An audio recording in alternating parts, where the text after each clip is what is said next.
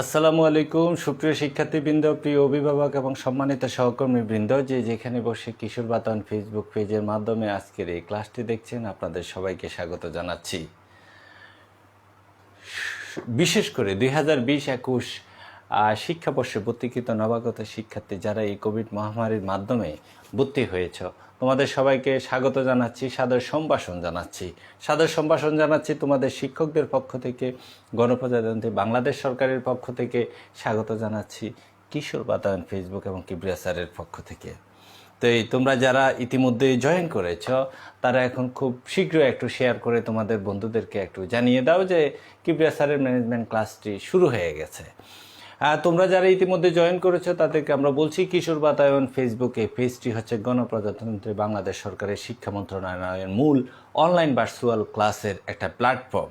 এখান থেকে প্রতিদিন, সপ্তাহের প্রতিদিন বিভিন্ন সাবজেক্টে, সায়েন্স, আর্টস, কমার্স, প্রত্যেকটা সাবজেক্টেরই, প্রত্যেকটা গ্রুপের প্রত্যেকটি সাবজেক্টের ক্লাস কিন্তু যে হচ্ছে।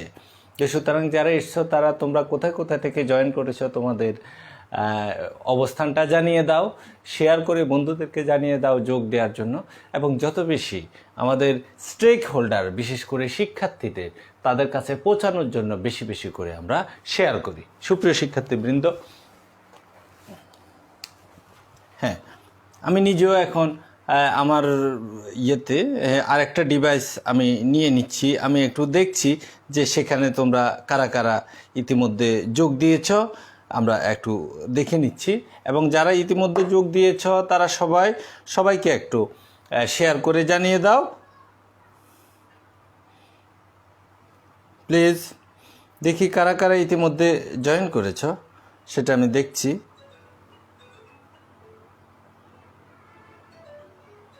প্লিজ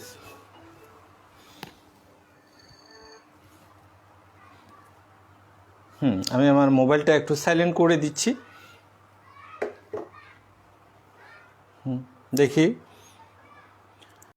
কোথায় থেকে যোগ দিয়েছ, কার কি অবস্থা, কেমন আছো তোমরা, একটু লিখো। হ্যাঁ, কমেন্ট বক্সে। কতদিন তোমাদেরকে দেখি না আর কি, যে হ্যাঁ, যে কাছাকাছি আমার প্রিয় শিক্ষার্থী, তোমাদেরকে আমি একটু দেখতে চাই। তোমরা কেমন আছো এবং পড়াশোনা কেমন চলছে, এই বিষয়গুলো নিয়ে একটু কথা বলবে। ইতিমধ্যে আমরা দেখতে পাচ্ছি 100-র উপরে আমাদের সাথে যোগ দিয়েছে। সবাইকে সাদর সম্ভাষণ জানাচ্ছি, শুভেচ্ছা জানাচ্ছি যারা যারা এসছে। আর হচ্ছে যে 40টার মতো কমেন্ট দেখতে পাচ্ছি, যে সেটা ইয়ে করব, পড়াশোনা কেমন চলছে এই বিষয়। হ্যাঁ, তাহসিন প্রভা ফরিদপুর থেকে, সানজিদা তাসনিম শিকা, হ্যাঁ আলহামদুলিল্লাহ ভালো আছি। রবিউল ইসলাম মিরাজ যশোর, হ্যাঁ কলেজের নাম লিখো সবাই। অরণ্য জসিম, হ্যাঁ অনেক ধন্যবাদ তোমাকে, স্বাগত। অরণ্য অসীম, হ্যাঁ নুসরাত জাহান সাদিয়া, হ্যাঁ স্বাগত। মোহাম্মদ মিজানুর রহমান জামালপুর থেকে, রাকিবুল হাসান মুন্না সমনি সরকারি আছে কলেজ নোয়াখালী থেকে, মিজানুর রহমান রিহন, হ্যাঁ ভালো আছি আলহামদুলিল্লাহ। তোমরা একটু শেয়ার করো প্লিজ, বেশি বেশি আমরা শেয়ার করি।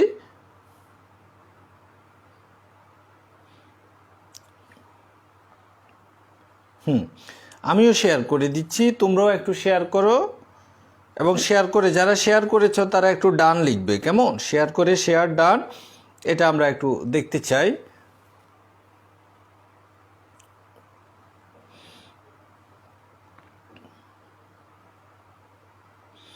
হ্যাঁ, আজকে আমাদের আলোচনার বিষয়বস্তু হচ্ছে এক মালিকানা ব্যবসায়ের সর্বশেষ ক্লাসটি কিন্তু যে আজকে হবে। তো যেহেতু সর্বশেষ ক্লাসটি হবে এবং এখানে একটি সৃজনশীল প্রশ্ন থাকবে, তোমরা একটু ক্লাসের শেষ পর্যন্ত থাকো এবং খাতা কলম নিয়ে একটু বসে পড়ো, যে আমরা সেই বিষয়টি যাতে একসাথে আমরা এগোতে পারি, কেমন?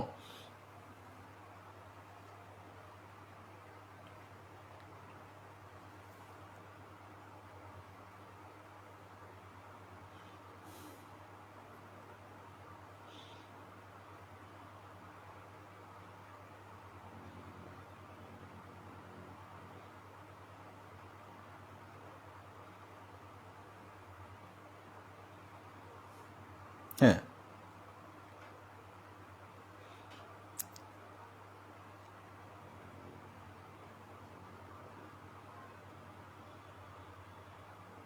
হ্যাঁ দেখি কারা কারা এসছে। কারা কারা আমাদের প্রিয় শিক্ষার্থীদের মধ্যে কারা কারা আসছে একটু দেখছি। এখনও যারা ইতিমধ্যে জয়েন করেছ কিন্তু যারা একটু শেয়ার করো নাই তাদেরকে আমরা একটু রিকোয়েস্ট করছি যে তোমরা একটু শেয়ার করো, বন্ধুদেরকে কানেক্ট করো। হ্যাঁ, মাকসুদুর রহমান, অনেক ধন্যবাদ তোমাকে। কিশোর বাতানের পক্ষ থেকে স্বাগত জানাচ্ছি। আমার প্রিয় ছাত্র রাকিব হাসান প্রান্ত ডান, ধন্যবাদ। ফাইগাসা কলেজ থেকে রাকেশ সরকার, তোমাকে স্বাগত। এমদাদ আহমেদ ডান, থ্যাংক ইউ। প্রতিবাদী কণ্ঠ, হ্যাঁ তুমি আরও জোরে প্রতিবাদ করো। স্যার কেমন আছেন? আলহামদুলিল্লাহ ভালো আছি। আছে আমাদের সাইফুল ইসলাম তামিম, বিকে নাগর ক্যাডেট কলেজ থেকে। FH ফয়সাল মাহমুদ, হ্যাঁ ফয়সাল মাহমুদ, এত দেরিতে আসলে হবে? হ্যাঁ আলহামদুলিল্লাহ ভালো আছি স্যার। সাবিয়া তাবাসুম, হ্যাঁ ধন্যবাদ ধন্যবাদ তোমাকে। রাজ দাস শেয়ার ডান, ওকে ধন্যবাদ। মিজানুর রহমান রিখন, চমৎকার, তোমার জন্য কিন্তু যে জোরে হাততালি। হ্যাঁ, সাদিয়া জাহান, ওয়ালাইকুম আসসালাম। মোহাম্মদ ইয়াসিন, গভর্নমেন্ট আনন্দমোহন কলেজ থেকে। হ্যাঁ, ব্রহ্মপুত্রের পাড়ের কলেজটি কি চমৎকার, গিয়ে দেখে এসেছি। স্বপ্না আক্তার, KM মোত্তাকিন, BN বসার, কক্সবাজার কমার্স কলেজ থেকে, ধন্যবাদ। সাদিয়া জাহান, রহমানিয়া কলেজ, ওকে তোমাদের স্বাগত। আরিন সুলতানা, ওয়ালাইকুম আসসালাম। আব্দুল মালিক, হ্যাঁ হ্যাঁ অনেক ধন্যবাদ, স্বাগত জানাচ্ছি আপনাকে। হ্যাঁ, BN বাসার আরিয়ান, কক্সবাজার কমার্স কলেজ থেকে। এবং যারা ইতিমধ্যে জয়েন করেছ তোমাদের জন্য যেটা গুরুত্বপূর্ণ কথা সেটা হচ্ছে যে আমরা ইতিমধ্যে দুটি অধ্যায় শেষ করেছি। প্রথম অধ্যায়টি ছিল আমাদের ব্যবসায়ের ধারণা, আর দ্বিতীয় অধ্যায়টি ছিল ব্যবসায় পরিবেশ। এবং এখন চলছে আমাদের তৃতীয় অধ্যায়। আজকে আমাদের তৃতীয় অধ্যায়টিও শেষ হবে। তার মানে সিলেবাস কিন্তু এগিয়ে যাচ্ছে। করোনা মহামারীর কারণে অনেক কিছু থমকে দাঁড়ালেও কিন্তু বাংলাদেশের শিক্ষা ব্যবস্থা থমকে দাঁড়ায়নি। বিকল্প উপায়ে গণপ্রজাতন্ত্রী বাংলাদেশ সরকারের পক্ষ থেকে কিশোর বাতায়ন ফেসবুকের মাধ্যমে তোমাদের কাছে আমরা ক্লাস পৌঁছে দিচ্ছি। আমরা চেষ্টা করছি আমাদের সর্বোচ্চটা দেওয়ার জন্য। তো তোমরা ক্লাসে থাকো, এনজয় করো এবং সময়ের সাথে থাকো। কিশোর বাতায়ন ফেসবুকের সাথে থাকো। কিপ্রিয়া স্যার ম্যানেজমেন্ট ক্লাসের পক্ষ থেকে তোমাদের অনেক অনেক শুভেচ্ছা, কৃতজ্ঞতা জানাচ্ছি। হ্যাঁ, তাহলে চলো আজকে আমরা এখানে একটা সৃজনশীল প্রশ্ন লিখে রাখছি।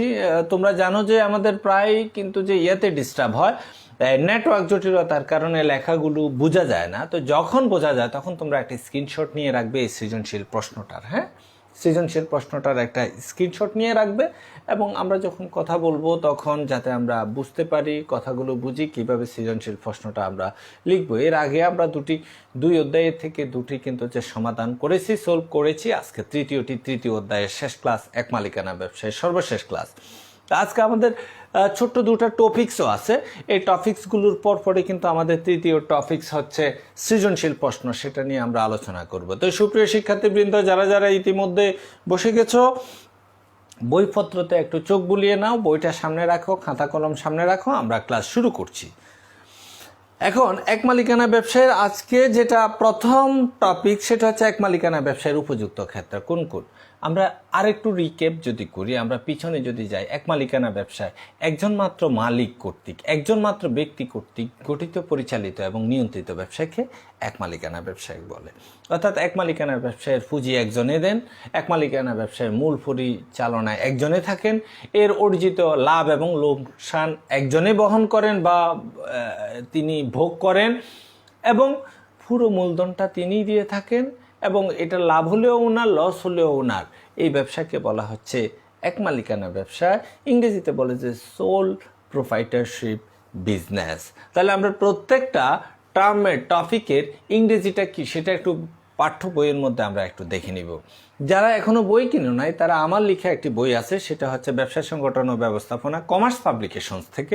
4 জনে লিখেছি, সে 4 জনের মধ্যে আমি একজন। গত 8 বছর ধরে বইটি বাজারে আছে। সৃজনশীলের মূল কনসেপ্ট নিয়ে বইটি এসছে এবং সৃজনশীলের মূল প্রশ্নগুলো কেমন হয়, উদ্দীপকগুলো কেমন হয়, তার উত্তর কিভাবে লিখতে হয়, তার পুঙ্খানুপুঙ্খ রূপরেখা আমাদের বইটির মধ্যে দেওয়া আছে। তো সুতরাং তোমরা কমার্স পাবলিকেশনসের ব্যবসা সংগঠন ও ব্যবস্থাপনা বইটি তোমরা কিনে নিবে। চলো আমরা একটু পড়ি। এর মধ্যে আরও যারা যারা আসছে, কারা কারা এসছে দেখি তো। হ্যাঁ, আব্দুল বাতেন কুমিল্লা ভিক্টোরিয়া থেকে বলছি, অনেক ধন্যবাদ তোমাকে। বাবুল, হ্যাঁ এনিতা তাবাসসুম, হ্যাঁ অনেক চমৎকারভাবে লিখছো, তোমাকে অনেক ধন্যবাদ। দিলরুবা দিশা নোয়াখালী গভর্নমেন্ট মহিলা কলেজ থেকে। হ্যাঁ, ওয়ালাইকুম আসসালাম। Syed Tanmoy, Sonargaon government degree college থেকে সৈয়দ তন্ময় স্বাগত জানাচ্ছি। শ্রদ্ধা দাস, নরসিংদী গভর্নমেন্ট মহিলা কলেজ থেকে। আবদুল্লাহ আল ইসমাইল, হ্যাঁ স্যার, জি ভালো থাকবেন, সুস্থ থাকবেন, দোয়া করবেন sir. BN Bashar Arian sir, হ্যাঁ ধন্যবাদ। রকি, হ্যাঁ দেখছে। মোহাম্মদ বাবুল, গুরুদয়াল গভর্নমেন্ট কলেজ কিশোরগঞ্জ থেকে স্বাগত জানাচ্ছি। মোহাম্মদ তহিন হোসেন, কোচি বাহাদুর, হ্যাঁ আছে আমাদের রোমানা হুসাইন, কক্সবাজার সরকারি মহিলা কলেজ থেকে, অনেক স্বাগত তোমাকে। চন্দন সাদনান সাকিব, মাদারীপুর গভর্নমেন্ট কলেজ থেকে, হ্যাঁ মাদারীপুর গভর্নমেন্ট কলেজটা দেখে এসেছি, শাহজাহান খানের বাড়ির সামনে, অনেক ভালো লেগেছে আমাদের। মোহাম্মদ তুহিন হোসেন, জয়পুরহাট গভর্নমেন্ট কলেজ থেকে। সানজিদা তাসনিম শিখা, ডান, ওকে ধন্যবাদ। যারা কিন্তু যে এখনও শেয়ার করো নাই তারা কিন্তু যে শেয়ার করো, আমরা চাই যে আজকে সর্বোচ্চ শেয়ার হবে। মোহাম্মদ আব্দুল আজিজ আপনার আছে, কোচি বাহাদুর হচ্ছে ফাজিলা রহমান মহিলা ডিগ্রি কলেজ থেকে। আফসানা মাহবুব আখি, গাজীপুর গভর্নমেন্ট মহিলা কলেজ থেকে। সোনাপুর কলেজ নোয়াখালী থেকে ফয়সাল মাহমুদ, রাজু আহমদ, ওয়ালাইকুম আসসালাম। আছে বিএন বাশার কলেজ থেকে, কক্সবাজার কমার্স কলেজ থেকে। মিনা আক্তার বৃষ্টি, চিটং থেকে। আছে সোহরাউদ্দিন কলেজ থেকে আমাদের পৃথিবী চলে এসছে। হ্যাঁ, এটা রাকিবুল হাসান মুন্না, নোয়াখালীতে পাওয়া যাবে। হ্যাঁ, এটা ওই লাইব্রেরির সাথে কথা বললে হবে যে আমরা কমার্স পাবলিকেশনসের বইটি চাই, হ্যাঁ তাহলে এটা পাওয়া যাবে। উম্মে আয়মান দিয়া, কুমিল্লা ভিক্টোরিয়া গভর্নমেন্ট কলেজ থেকে। অনেক শুভেচ্ছা, তোমাদেরকে অভিনন্দন, অনেক আদর স্নেহ এবং দোয়া তোমাদের জন্য। চলো আমরা এখন ক্লাস শুরু করি। আমাদের আজকে প্রথম টপিকটা হচ্ছে এক মালিকানা ব্যবসায়ের উপযুক্ত ক্ষেত্র। তাহলে আমরা বুঝে যাচ্ছি এক মালিকানা ব্যবসায়ের বৈশিষ্ট্যের মধ্যে আমরা পড়েছিলাম যে এক মালিকানা ব্যবসায়ের মূলধন কম, এটা একটা অসুবিধা। আবার সুবিধা হচ্ছে দ্রুত সিদ্ধান্ত গ্রহণ করা যায়, পরিচালনা সব কিছু। আবার যখন তখন এই অনিশ্চিত স্থায়িত্ব, এটি একটি অসুবিধা এবং বৈশিষ্ট্য। তাহলে এই বিষয়গুলোকে মাথায় নিয়ে আমাকে এই জায়গায় জবাব দিতে হবে। এক মালিকানা ব্যবসায়ের উপযুক্ত ক্ষেত্রসমূহ কি কি? এক মালিকানা ব্যবসায়ের উপযুক্ত ক্ষেত্রসমূহে বলছে যে প্রথমে হচ্ছে যে ক্ষুদ্রায়তন ব্যবসা।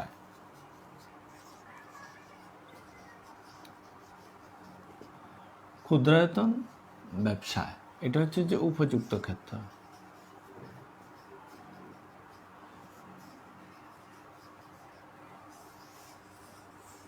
এক মালিকানা ব্যবসায় উপযুক্ত ক্ষেত্রের মধ্যে প্রথমটা আমরা বলছি ক্ষুদ্রায়তন ব্যবসায়। দুই হচ্ছে যখন স্বল্প পুঁজি।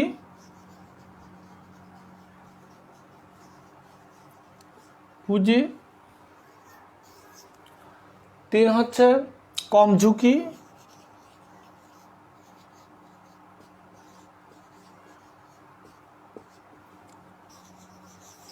হ্যাঁ, চার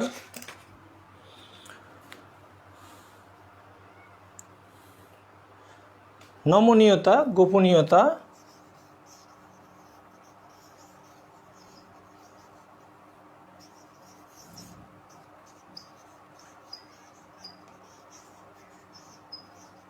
হ্যাঁ, সুপ্রিয় শিক্ষার্থীবৃন্দ, 2020-21 শিক্ষাবর্ষে ভর্তিকৃত নবাগত শিক্ষার্থী যারা আমাদের এখানে এখন কিশোর বাতায়নের ফেসবুক পেজে ক্লাসটি দেখছো, তোমাদেরকে জন্য হচ্ছে আজকে ব্যবসায় সংগঠন এবং ব্যবস্থাপনা প্রথম পত্রের 3য় অধ্যায়ের সর্বশেষ ক্লাস। এবং আজকে আমাদের টপিকস হচ্ছে এক মালিকানা ব্যবসায়ের উপযুক্ত ক্ষেত্রসমূহ। তাহলে এক মালিকানা ব্যবসায়ের উপযুক্ত ক্ষেত্রসমূহ যদি আমরা দেখি, তাহলে প্রথমটাই হচ্ছে ক্ষুদ্রায়তন ব্যবসা। এক মালিকানার যেহেতু মূলধন হচ্ছে যে কম, মালিকের মূলধন একজন ব্যক্তি কর্তৃক গঠিত পরিচালিত ব্যবসায়, তাহলে একজন ব্যক্তি মূলধন সীমিত পর্যায়ে বিনিয়োগ করতে পারবেন এবং তার পরিচালনার সক্ষমতাটাও কিন্তু যে সীমিত। সেহেতু এক মালিকানা ব্যবসা বৃহদায়তনের জন্য উপযুক্ত নয়। এটা হচ্ছে ক্ষুদ্রায়তন ব্যবসায়ের জন্য। যে কোনো ব্যবসা এক মালিকানা, যেমন একটা রেস্টুরেন্ট, এটা এক মালিকানা ব্যবসা হয়। হ্যাঁ, কিছু কিছু ক্ষেত্রে কিন্তু যে আমরা দেখি অনেক বৃহদায়তন ব্যবসা এক মালিকানা হয়, তবে সেটা হচ্ছে ব্যতিক্রম। স্বল্প পুঁজি, যে সকল ব্যবসায় পুঁজি হচ্ছে যে কম, তাহলে তিনজনে মিলে এটা শেয়ারে করার কোনোই দরকার নাই। কেউ বাদাম বিক্রি করবে, তিনজনে মিলে শেয়ারে বাদাম বিক্রি করার দরকার নাই। একজনে অল্প 1, 200, 300 বা 500, 1000 টাকা কি লাগে? পুঁজি লাগে। তাহলে এরকম ব্যবসাগুলো এক মালিকানা ব্যবসায় ভালো। কম ঝুঁকি, যে সকল ব্যবসায়ী ঝুঁকি আমরা জানি, বৃহৎ ব্যবসায় বৃহৎ ঝুঁকি বৃহৎ লাভ। অর্থাৎ যত বেশি যে ব্যবসায় যত বেশি ঝুঁকি সে ব্যবসায় লাভ তত বেশি। সেজন্য বড় বড় ব্যবসায়ীরা কিন্তু যে তারা বৃহৎ ব্যবসা প্রতিষ্ঠান গড়ে তোলে বৃহৎ পুঁজি দ্বারা।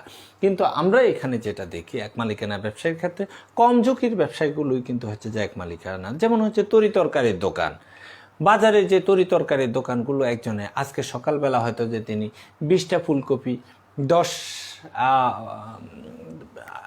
দেখা যায় যে 10 আটি উনি লাল শাক, পালং শাক, মূলার শাক অথবা এইগুলো নিয়ে আসলেন, অথবা লাউ শাক নিয়ে আসলেন, শিম নিয়ে আসলেন 5 কেজি, 20 কেজি আলু নিয়ে বসে গেলেন একটা দোকান নিয়ে, তাহলে কত পুঁজি, কত অনেক অল্প, কিন্তু প্রত্যেকটা থেকে 5 টাকা 10 টাকা করে লাভ হয়ে তো ওনার 11টা 12টার দিকে দেখা যায় যে ওনার বেচা বিক্রি শেষ, ওনার বিজনেস আজকে শেষ। যোগ বিয়োগ করে দেখা যায় যে ওনার 200 টাকা 500 টাকা বা 1000 টাকা লাভ হয়েছে। তাহলে এখানে দেখা যাচ্ছে ঝুঁকি কম, মূলধনও কম, কিন্তু এই ধরনের ব্যবসায়গুলো হচ্ছে এক মালিকানার জন্য উপযুক্ত। নমনীয়তা, আমরা বারবার বলছি নমনীয়তা জিনিসটা হচ্ছে ফ্লেক্সিবিলিটি, অর্থাৎ সিদ্ধান্ত গ্রহণ। যে সকল ব্যবসা ইচ্ছা করলে যে কোনো সময় দ্রুত চেঞ্জ করে ফেলা যায়, এই ব্যবসাগুলো হলো যে এক মালিকানা ব্যবসায়ের জন্য উপযোগী। একটা গার্মেন্টস, এটা কোম্পানি সংগঠনের মাধ্যমে হয়। তোমার এই যে ইয়ার কারণে ব্যবসাটা বন্ধ হয়ে আছে, হয়তো যে তার কোনো শিপমেন্ট হচ্ছে না অথবা সে কোনো অর্ডার পাচ্ছে না, একটা গার্মেন্টস ইন্ডাস্ট্রি অর্থাৎ তৈরি পোশাক কারখানার কথা বলছি, কিন্তু তার যে ব্যবসায়ের যে প্যাটার্ন ইচ্ছা করলে রাতারাতি কিন্তু কি এটা চেঞ্জ করা যায় না। তার মানে এগুলো বৃহদায়তন ব্যবসায়। কিন্তু যে ছোট্ট যেমন একটা রেস্টুরেন্ট ব্যবসায়, এখানে নমনীয়তা আছে অনেক বেশি। উনি চালাচ্ছে আজকে সকালে মাছ মাংস কিনে এনে অথবা চাল কিনে এনে রান্নাবান্না শুরু করে দিলেন, দুপুরে হোটেল চালু হয়ে গেল। কিন্তু উনি 3 দিন চালানোর পরে দেখলেন যে ব্যবসাটা খুব ভালো চলছে না, কাস্টমার ওইভাবে আসতেছে না, অবিকৃত থেকে যাচ্ছে পণ্য। তাহলে উনি চিন্তা করলেন যে যতদিন করোনা থাকবে ততদিন আমি আর ব্যবসা চালাবো না, বন্ধ। তাহলে এই সিদ্ধান্তটা কিভাবে নেওয়া সম্ভব হয়েছে? এক মালিকানার কারণে।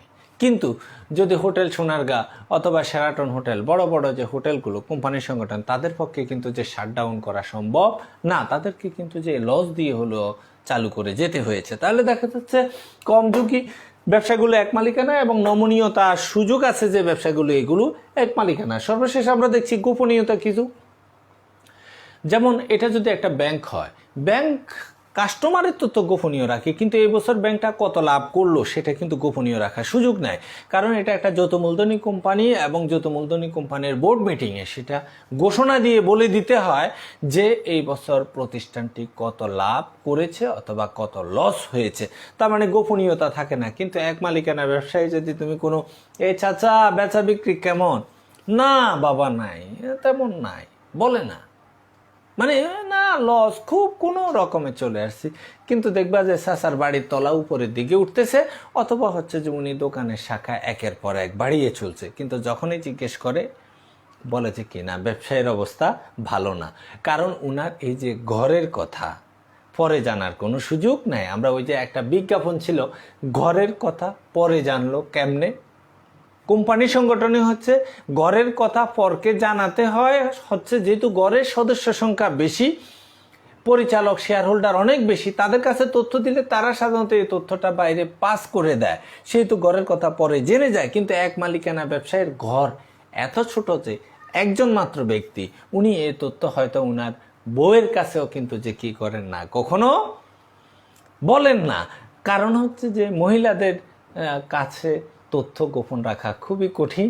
ওনাকে যদি বলা হয় যে এই বউ আজকে না 10,000 টাকা লাভ হয়েছে, তুমি দেখো কাউকে বলো না, আর পরের দিন কী করবে, বউ গিয়ে পুকুর ঘাটে গিয়ে বলবে যে আরেক বাড়ির আপাকে, আপা শুনছেন কালকে তো আমাদের কাশেমের বাবা বলছে, অর্থাৎ ওনার বড় ছেলের নাম হয়তো যে কাশেমের বাবা বলছে 10,000 টাকা লাভ হয়েছে, আপনি কিন্তু আপা কাউকে বলেন না।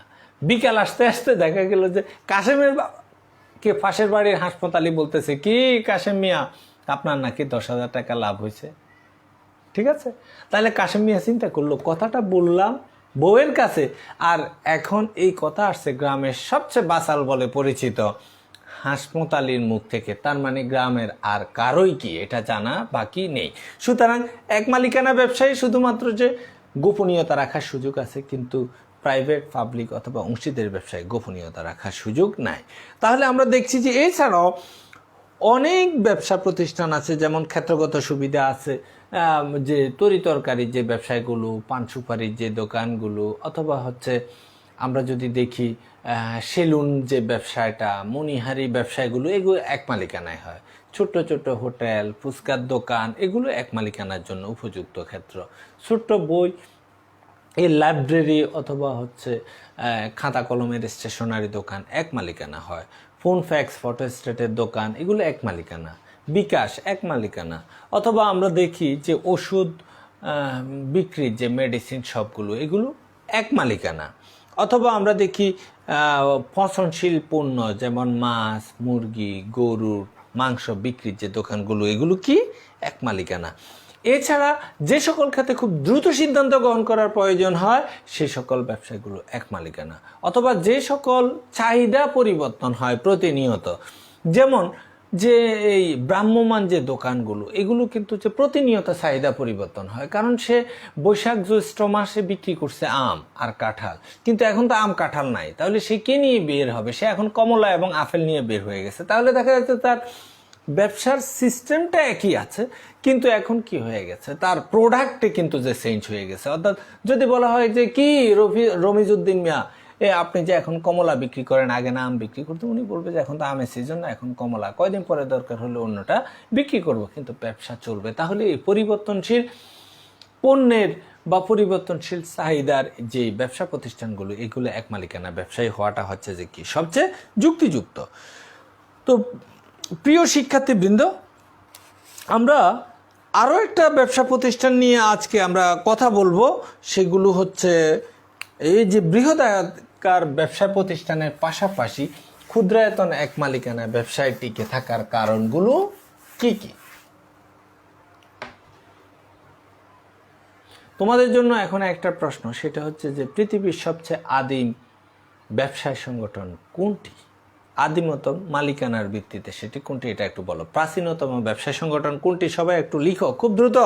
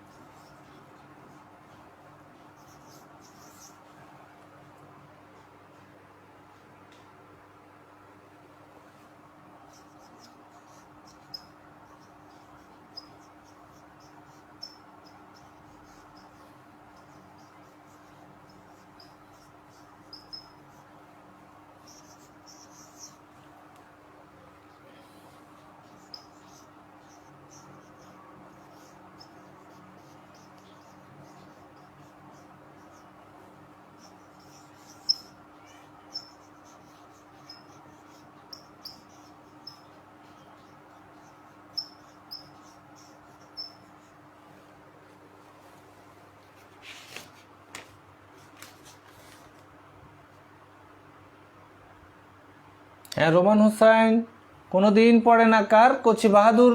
হ্যাঁ, কচি বাহাদুরের তো আমি কমেন্ট পড়েছি। স্যার, আপনি আমার কমেন্টে কোনোদিন পড়েন না, কার পড়ি না? হ্যাঁ, আসপিয়া অথবা রোমানা হোসাইন, হ্যাঁ তোমাদের সবারই আমি চেষ্টা করি তোমাদের সবার কমেন্টগুলো পড়ার জন্য আর কি, যে ইনশাল্লাহ লেগে থাকো, হয়ে যাবে ইনশাল্লাহ। হ্যাঁ, ভালো ভালো কিছু বিষয় করো।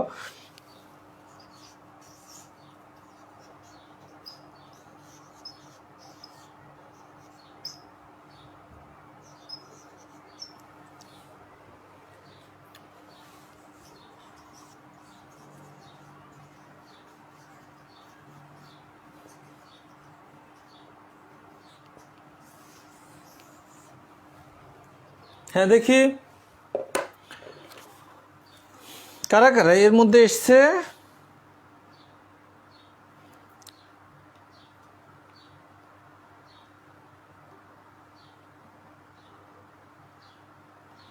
হ্যাঁ, কে মুত্তাকিন, অনেক ধন্যবাদ।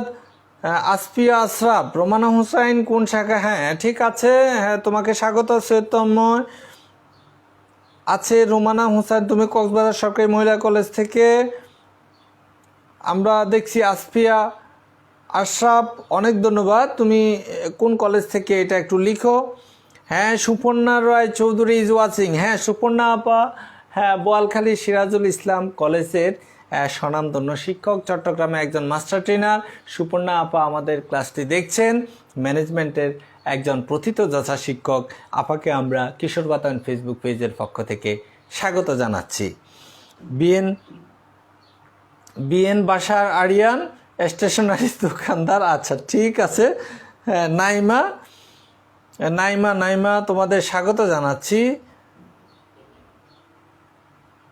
উম্মে হাবিবা, হ্যাঁ এক মালিকানা ব্যবসায় বলছো। আমরা যাওয়ার আগে একটা $1 মিলিয়ন প্রশ্ন রেখে গিয়েছিলাম। আমরা বলছি যে প্রাচীনতম ব্যবসা সংগঠন কোনটি? অনেকে লিখছে। পৃথ্বী বলছে এক মালিকানা ব্যবসায়। আছে আমাদের রোফায়দা ইসলাম লামহা এক মালিকানা ব্যবসায়। সাদিয়া জাহান এক মালিকানা। উম্মে হাবিবা এক মালিকানা লিখেছে। ইনিতা তাবাসসুম সঠিক লিখেছ। আফিয়া আশরাফ আছে আমাদের। রোমানা হুসাইন, সুমাইয়া ফেরদৌস, বিএন বাশার, নাদিয়া সুলতানা, মোহাম্মদ আব্দুল আজিজ আফনান আছে, মোহাম্মদ তুহিন হোসেন, রুফায়াত ইসলাম লামহা, নাইমা আছে আমাদের, এমদাদ আহমেদ, দীপাঞ্জলি, হ্যাঁ আফসানা মাহবুব আখি, এগুলো সব এক মালিকানা ব্যবসায়। তোমরা সঠিক বলেছ। সঞ্জিতা তসলিম শিখা, রাজ দাস, হ্যাঁ ও লিখেছে সোল প্রোপাইটারশিপ বিজনেস, অর্থাৎ এটা হচ্ছে এক মালিকানা ব্যবসা। ঠিক আছে, একই, এটা ইংরেজিতে তাই বলে। অনেক ধন্যবাদ তোমাকে। রাকিবুল হাসান মুন্না, খায়রুল আজম, খাদিজা ইয়াসমিন অমি, মোহাম্মদ আরমান আলী, রাজু আহমেদ, মোহাম্মদ আব্দুর রহমান, নাইমা আছে আমাদের, সৈয়দ তন্ময়, সাদবিন হাসান, মোহাম্মদ রাকিব সর্দার, তারপরে আসফিয়া আশরাফ। হ্যাঁ তোমাকে স্বাগত জানাচ্ছি। তুমি কোন কলেজ থেকে এটা একটু লিখে দাও কেমন। নাইমা, তারপরে হচ্ছে আছে না কক্সবাজার সরকারি মহিলা কলেজ থেকে আসফিয়া আশরাফ। অপু সরকার বৃন্দাবন গভর্নমেন্ট কলেজ হবিগঞ্জ থেকে, সেখানে আমাদের ইলিয়াস বক চৌধুরী আছেন ম্যানেজমেন্টে, স্যারকে আমার সালাম দিবে। মোহাম্মদ রাকিব সরকার, আর হচ্ছে যে রোমানা হুসাইন, মোহাম্মদ আতিকুল ইসলাম। হ্যাঁ সবাই বলছে যে এক মালিকানা, সবাই এক মালিকানা। রাকেশ সরকার, সাকিব হাসান, রাকিব সরকার, এসআই শাকিল, হ্যাঁ সবাই এক মালিকানা বলেছে। হ্যাঁ তোমাদের সঠিক উত্তরের জন্য একটা জোরে করতালি, আমি করতালি দিচ্ছি কেমন, এককভাবে। আর তোমরা জায়গায় বসে সেটা একটু রিসিভ করো, চোখটা বন্ধ করে। হ্যাঁ যে স্যার কি প্রিয়া স্যার তোমাদের জন্য ইয়ে দিচ্ছে। তো সুপ্রিয় শিক্ষার্থীবৃন্দ, এখন আমরা যে টপিক্সে যাব সেই টপিক্সটা আমাদের প্রায় আধা ঘন্টা চলে গেল। এখন এই যে আমরা তো বলছি এক মালিকানা ব্যবসায় অনেক অসুবিধা আছে। এর মূলধন কম, এর হচ্ছে যে যখন তখন বন্ধ হয়ে যেতে পারে, এর স্থায়িত্ব অনিশ্চিত। হ্যাঁ অল্প কিছু ক্ষেত্রে এক মালিকানা ব্যবসা হয়। তাহলে কেন এটি এখনও টিকে আছে? কেন বৃহদায়তন ব্যবসায় পাশাপাশি এই যে স্কোয়ার, বসুন্ধরা, যমুনা, আরএফএল অথবা ব্যাক্সিমকো, এত বড় বড় গ্রুপের ব্যবসায়িক গ্রুপ যাদেরকে আমরা বলছি মেঘনা গ্রুপ, যত মূলধনী ব্যবসা, তাহলে তাদের পাশাপাশি এই ছোট্ট দোকানগুলো কিভাবে টিকে থাকে? এই শতাব্দীর পর শতাব্দী কিন্তু যে টিকে আছে। তাহলে আমরা দেখি প্রথমে হচ্ছে যে এই এক মালিকানা ব্যবসা টিকে থাকার বড় একটা কারণ হচ্ছে সহজ গঠন। এটা সহজে গঠন করা যায়, আবার সহজে বন্ধ করে দেওয়া যায়। কোনো আইন কানুনের কোনো বালাই নেই, কোনো ঝামেলা নেই। শুধু কারো কাছে একটু ইচ্ছে আছে যে হ্যাঁ আমি একটা ব্যবসা করব, তাহলে এটা হয়ে যাবে এক মালিকানা ব্যবসা। স্বল্প পুঁজি, একদমই অল্প পুঁজি লাগে। যার কাছে 100 টাকা আছে সে 100 টাকার ব্যবসা করতে পারে। বাদাম বিক্রি করে 2 কেজি বাদাম কিনে মনে করো যে ভাজি করে বিক্রি শুরু করে দিতে পারে। এটা তার ব্যবসা। বিকালের দিকে কিছুটা লবণ নিয়ে, কিছু কাগজ নিয়ে এই বাদাম বাদাম বাদাম এটা বলে মনে করো যে বিক্রি করা শুরু করলো। তাহলে স্বল্প পুঁজি, অল্প পুঁজি লাগে। স্টেশনারি দোকান, একটা ছোট্ট কনফেকশনারি, অথবা হচ্ছে যে ছোট্ট একটা রেস্টুরেন্ট বিজনেস, স্বল্প পুঁজির ব্যবসা। অবস্থানগত সুবিধা, এখন কোম্পানি সংগঠন ইচ্ছা করলে যেখানে সেখানে কিন্তু যে করা যায় না। কিন্তু এক মালিকানা ব্যবসায় ওই যে একদম নদীর পাড়ে, ক্ষেতের আইলে, অথবা হচ্ছে বাড়ির কোনায় কারো একটা বেডরুম অতিরিক্ত খালি পড়ে আছে, এটা রাস্তার সাথে বিল্ডিংয়ে দেখা যায় যে সে বেডরুমের রাস্তার দিকে একটা দরজা কেটে সে এখানে মালপত্র বেচা শুরু করে আছে। রাতে ঘুমায়, দিনে মালপত্র বিক্রি করে। এগুলো কি কোম্পানি সংগঠনে কোনোদিন সম্ভব? অংশীদারিতে কোনোদিন সম্ভব না। এগুলো এক মালিকানা। তাহলে এই যে সুযোগটা আছে, এইসব কারণে এক মালিকানা টিকে থাকে। দ্রুত সিদ্ধান্ত, যে ব্যবসায় সংগঠনে এক মালিকানা ব্যবসায় টিকে থাকার একটা বড় কারণ হচ্ছে যে এটা দ্রুত সিদ্ধান্ত। মনে করো যে কেউ দেখা যাচ্ছে যে 5 মাস পরে সে বিদেশে চলে যাবে, এই 5 মাস কি করবে? সে তখন দেখা যায় যে ছোটোখাটো একটা দোকান দিয়ে বসলো, 5 মাসে যখন তার বিদেশ যাওয়ার সময় হলো যে সে ব্যবসাটা ক্লোজ করে কারো কাছে মালটা বিক্রি করে দিয়ে সে চলে গেল, ওই তার ঘরের কক্ষটা আবার ঘর হিসেবে ব্যবহার শুরু হয়ে গেল। তাহলে এই সুযোগটা আছে কিন্তু কোথায়? এক মালিকানা। ক্ষেত্রগত সুবিধা অনেকগুলো ক্ষেত্র আছে যেই জায়গায়, যে ফিল্ডে যত মূলধনী কোম্পানির সুযোগে নাই। এটার জন্য হচ্ছে যে তোমাদেরকে যদি তোমরা বিকালের দিকে বেরিয়ে পড়ো কোনো টাউন হলে অথবা স্টেডিয়াম পাড়ায় অথবা হচ্ছে পার্ক এরিয়ায় অথবা কোনো দিঘি বা নদীর ধারে যদি যাও, যতগুলো দোকান সেখানে এগুলো সবগুলোই হচ্ছে যে এক মালিকানা ব্যবসায়। কেন? এই ক্ষেত্রগুলোতে অল্প পুঁজিতে ক্ষেত্রগতভাবে সেখানে এই ব্যবসাটা স্থাপন করতে হয়, কোম্পানি অথবা অংশীদারিতে করার কোনো সুযোগ নাই। স্বাধীনতা, এক মালিকানা ব্যবসায়ের আরেকটা বড় সহজ সুবিধা হচ্ছে যে সেটা হচ্ছে যে মালিকের স্বাধীনতা আছে। কি স্বাধীনতা আছে? যখন খুশি ব্যবসা শুরু করা, যখন খুশি বন্ধ করা, যখন খুশি খোলা, যখন খুশি হচ্ছে যে শাটডাউন করা, জাহাফেদার, যেদিন খুশি সেদিন বন্ধ রাখার, যেদিন খুশি সেদিন খোলা রাখার, যে ধরনের পণ্য তার ভালো লাগে সেই ধরনের পণ্য বিক্রি করার, যখন তখন ব্যবসা পরিবর্তন করার, এই স্বাধীনতাগুলো থাকার কারণে এক মালিকানা ব্যবসা এখনও জনপ্রিয় এবং হচ্ছে অধিকাংশ মানুষ এই ব্যবসাটা করে। এবং এটা করার জন্য অনেক মনে করো যে সিএ চার্টার্ড অ্যাকাউন্টেন্ট কোনো দরকার নাই, বিবিএ ডিগ্রির কোনো দরকার নাই, কিন্তু এক মালিকানা ব্যবসাটা অতি সহজে করা যায়। তো সুপ্রিয় শিক্ষার্থীবৃন্দ, আমরা দেখলাম বৃহদায়তন ব্যবসায়ের পাশাপাশি এক মালিকানা, ক্ষুদ্রায়তন এক মালিকানা ব্যবসায় কেন টিকে আছে সে জায়গাগুলো তোমরা বই একটু পড়ে নিবা বইতে, এবং প্রতিদিনের পড়াটা প্রতিদিন একটু শেষ করতে চেষ্টা করবে। আর আজকে আমরা সৃজনশীলে একটি প্রশ্ন পড়াবো বলছি এক মালিকানা ব্যবসায়ী, সর্বশেষ যেহেতু আজকে ক্লাস সেহেতু আমরা একটা সৃজনশীল প্রশ্ন পড়াবো। আমরা আগেই বলেছি সৃজনশীলে একটা উদ্দীপক থাকে। কি থাকে? একটা উদ্দীপক। উদ্দীপকের আলোকে কয়টা প্রশ্ন থাকে? 4টা প্রশ্ন। প্রথম প্রশ্নটা হচ্ছে জ্ঞানের প্রশ্ন, এর জন্য মার্কস হচ্ছে 1। তাহলে এই প্রশ্নের উত্তর যদি সঠিক হয় একজন শিক্ষার্থী 1 পাবে, আর যদি বেঠিক হয় অর্থাৎ ভুল হয় তাহলে সে 0 পাবে। হাফ নাম্বার পাওয়ার, কিন্তু অর্ধেক নাম্বার পাওয়ার কোনো সুযোগ নাই। তাহলে প্রশ্নটা কি? এই প্রশ্নটা উদ্দীপক নির্ভর প্রশ্ন নয়। আমরা জানি প্রথম ক এবং খ এই দুটা প্রশ্নের উত্তর শিক্ষার্থী সরাসরি বইয়ের থেকে দিবে, যদিও উদ্দীপকের নিচে, কিন্তু এই দুটা প্রশ্নের উত্তর দিবে সরাসরি কিসের থেকে? বইয়ের থেকে। তাহলে প্রথম প্রশ্ন হচ্ছে যে ব্যবসায় কি? ব্যবসায় কি? ব্যবসায় কি? কোনো শিক্ষার্থী যদি বলে মুনাফা অর্জনের উদ্দেশ্যে বৈধ উপায়ে পণ্য ও সেবার উৎপাদন এবং উৎপাদিত পণ্য ও সেবা ভোক্তাদের নিকট পৌঁছানো পর্যন্ত যাবতীয় সহায়ক কার্যাবলীকে ব্যবসায় বলে, তাহলে সে 1 পাবে। কি পাবে? 1 পাবে। অথবা কেউ যদি বলে যে ব্যবসায় হচ্ছে একটি অর্থনৈতিক কর্মকাণ্ড, মুনাফা অর্জনের উদ্দেশ্যে এই অর্থনৈতিক কর্মকাণ্ডটা সংগঠিত হয়ে থাকে, তাহলেও সে 1 পাবে। কারণ এই ব্যবসায়ের সংজ্ঞা বিভিন্নভাবে দেওয়া যেতে পারে। আমি এই প্রশ্নটা দিয়ে, একজন শিক্ষক অথবা পরীক্ষক এই প্রশ্নটা দিয়ে শিক্ষার্থীর জ্ঞান দক্ষতা যাচাই করেন, অর্থাৎ তার জ্ঞান আছে কিনা। জ্ঞান বলতে কি? জ্ঞান কি? জ্ঞান মানে জানার নামই হচ্ছে যে জ্ঞান, অর্থাৎ ব্যবসায় কি এটা সে জানে কিনা, অর্থাৎ এই সম্পর্কে তার জ্ঞান আছে কিনা, সেটাই হচ্ছে জ্ঞান।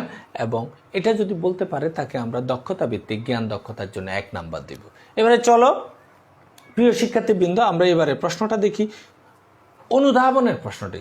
অনুধাবনের প্রশ্নটি হুবহু বইতে এভাবে থাকে না, কিন্তু এটার আকার ইঙ্গিতে বোঝা যায়।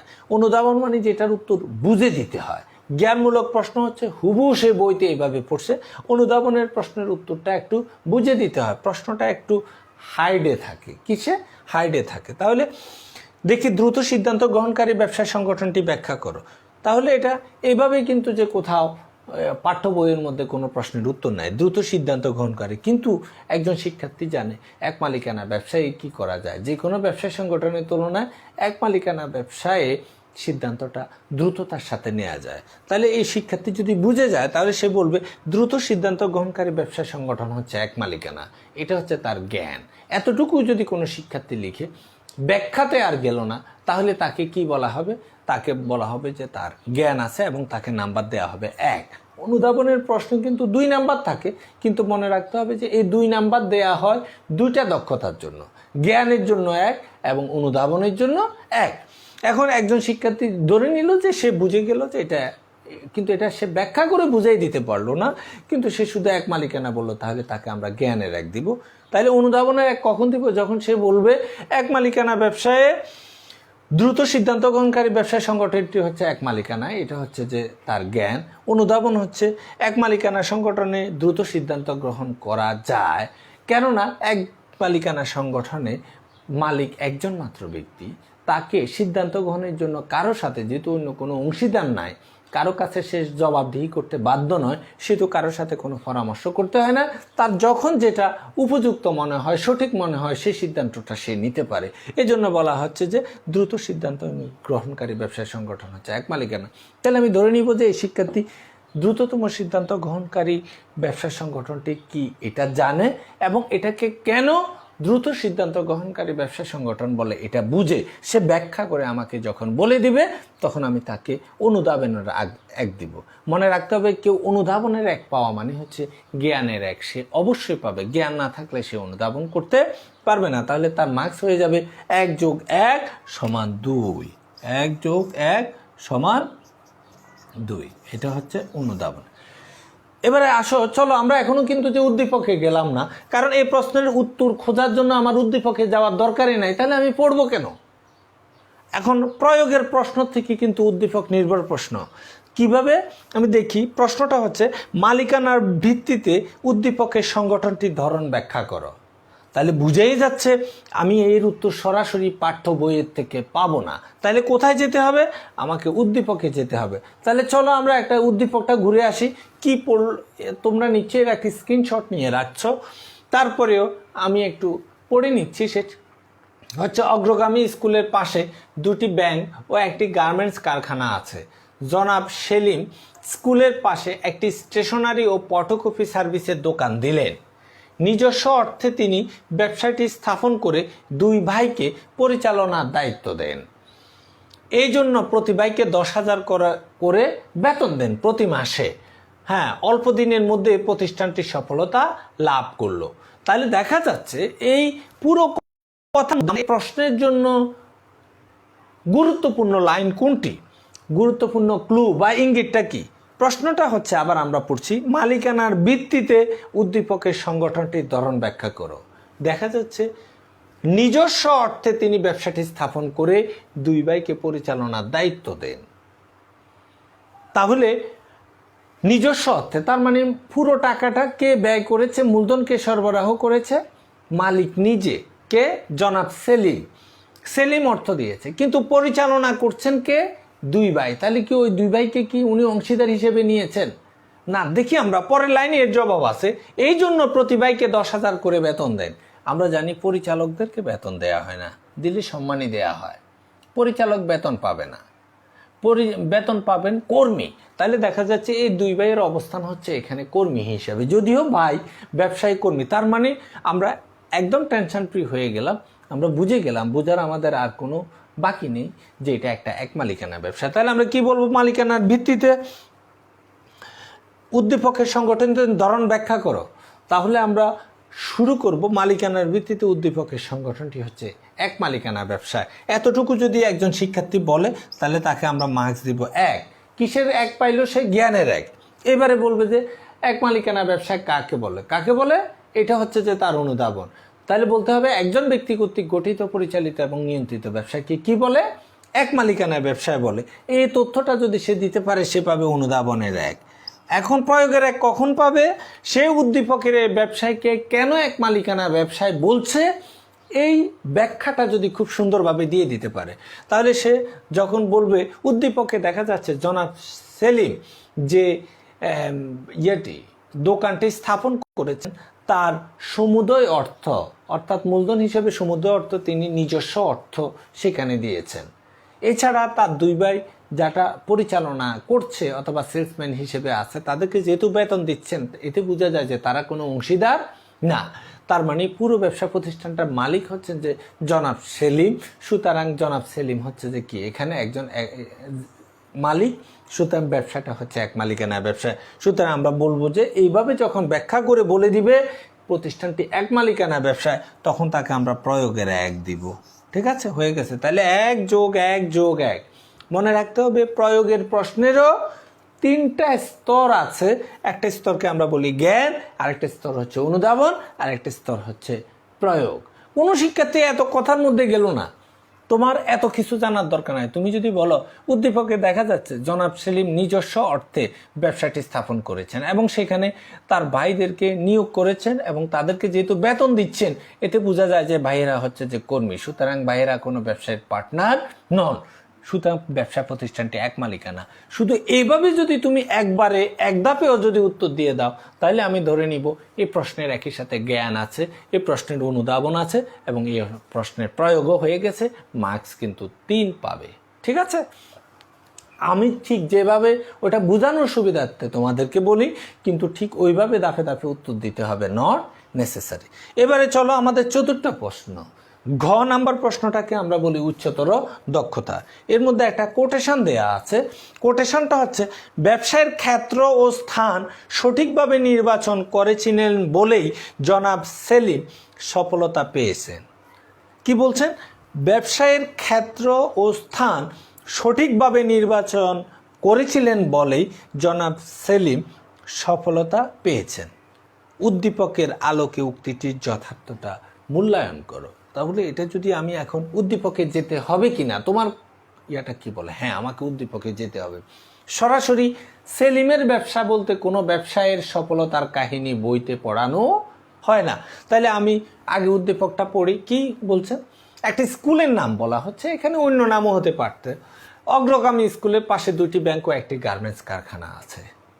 এই লাইনটা তোমার কাছে মনে হতে পারে ব্যবসার সাথে এই লাইনটার কি? হ্যাঁ, এটা দিয়ে একটা গুরুত্ব বোঝানো হচ্ছে। এটা একটা স্কুল, জায়গাটা হচ্ছে একটা স্কুল, এখানে নিশ্চয় শত শত হাজার হাজার শিক্ষার্থী আছে। পাশে 2টি ব্যাংকও আছে, ব্যাংকে প্রতিদিন শত শত কাস্টমার আসে এবং একটি গার্মেন্টস কারখানা আছে যেখানে প্রতিদিন সকালবেলা শত শত কর্মী ঢুকে এবং বিকেলের দিকে বের হয়। তার মানে জনসমাগমটা বোঝানোর জন্য এই লাইনটা এসছে।